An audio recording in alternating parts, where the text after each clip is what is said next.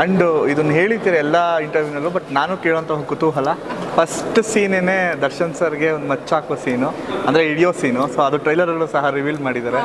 ಆ scene first ಹೇಳಿದ ತಕ್ಷಣ ನಿಮ್ಗೆ ಹೆಂಗಿತ್ತು ರಿಯಾಕ್ಷನ್ ಅಂತ? ಅಂದರೆ ಚಾಲೆಂಜಿಂಗ್ ಸ್ಟಾರ್ ಜೊತೆ ಈ ಫಸ್ಟ್ ಚಾಲೆಂಜ್ ಅಂತ ನನಗೆ ಅನಿಸ್ತು. ಬಟ್ ನನಗೇನಂದ್ರೆ ಸ್ವಲ್ಪ ಭಯ ಆಯಿತು, ಆ ಸೇಫ್ಟಿ ಬಗ್ಗೆ ಭಯ ಆಯಿತು. ಬಿಕಾಸ್ ಅದು ರಿಯಲ್ ಮಚ್ಚು, ಅವ್ರ ಕುತ್ತಿಗೆಗೆ ಇಟ್ಕೊಂಡಿದ್ದೀನಿ ದರ್ಶನ್ ಸರ್ಗೆ.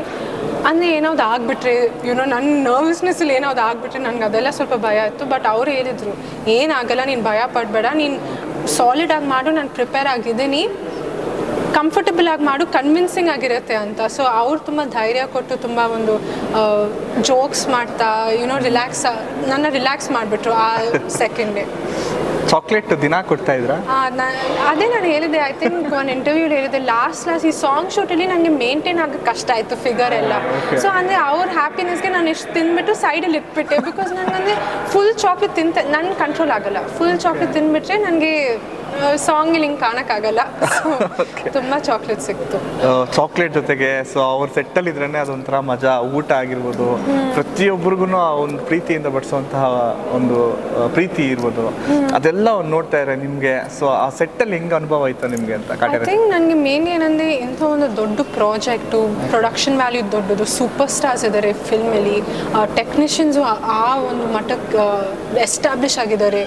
ಅದೆಲ್ಲ ಸೇರಿ ಎಲ್ಲರೂ ಪ್ಯಾಷನೆಟ್ ಆಗಿ, ಡೆಡಿಕೇಟೆಡ್ ಆಗಿ, ಅಂದರೆ ಏನು ಗ್ರಾಂಟೆಡ್ ಆಗಿ ತೊಗೊಳ್ತಾ ಇಲ್ಲ, ಏನು ಕ್ಯಾಶುವಲ್ ಆಗಿ ಕೇರ್ ಫ್ರೀ ಆಗಿ ಏನು ಮಾಡಿಲ್ಲ. ಅವ್ರು ತುಂಬ ಕಷ್ಟಪಟ್ಟು, ತುಂಬ ಸೀರಿಯಸ್ ಆಗಿ ತೊಗೊಂಡು, ತುಂಬ ಡೆಡಿಕೇಟೆಡ್ ಆಗಿ ಕೆಲಸ ಮಾಡಿದ್ದಾರೆ ಈ ಮೂವಿಲಿ.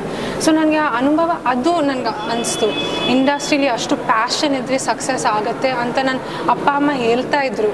ಸೊ ಇವಾಗ ನೋಡಿದ್ದೀನಿ ಆ ಒಂದು ಪ್ಯಾಷನ್ ಕ್ರೂ ಜೊತೆ ನಾನು ಕೆಲಸ ಮಾಡಿದ್ದೀನಿ ಅಂತ. It's been very very special. Okay, ನಿಮಗೆ ಈ ಕಾಟೇರ ಸಿನಿಮಾ ಟೋಟಲ್ ಓವರಾಲಲ್ಲಿ ತುಂಬ ಡಿಫಿಕಲ್ಟ್ ಆಗಿದ್ದು ಸೀನ್ ಯಾವುದು ಆ್ಯಂಡ್ ತುಂಬ ಇಷ್ಟಪಟ್ಟು ಮಾಡಿದ ಸೀನ್ ಯಾವುದು?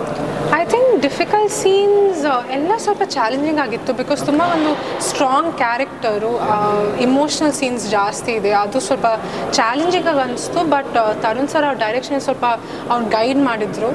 ಆ್ಯಂಡ್ ಈಸಿ ಅಂತ I feel like songs easy ಅಂತ ಇದ್ದಿಲ್ಲ, ಬಟ್ ಆ ಸಾಂಗ್ ಕೇಳಿದ ತಕ್ಷಣ ಎನರ್ಜಿ ಕೊಡುತ್ತೆ ಅಲ್ಲ, ಪಸಂದ್ ಆಗವನೆ. ಅದು ನನ್ನ ಶೋಲ್ಡರ್ ಮೇಲೆ ಕ್ಯಾರಿ ಮಾಡೋ ಸಾಂಗ್ ಅದು, ಬಟ್ ಆ ಎನರ್ಜಿ ಕೊಟ್ಟಿದೆ, ಅಡ್ರೆನಲಿನ್ ರಶ್ ಕೊಡುತ್ತೆ ಆ ಸಾಂಗ್.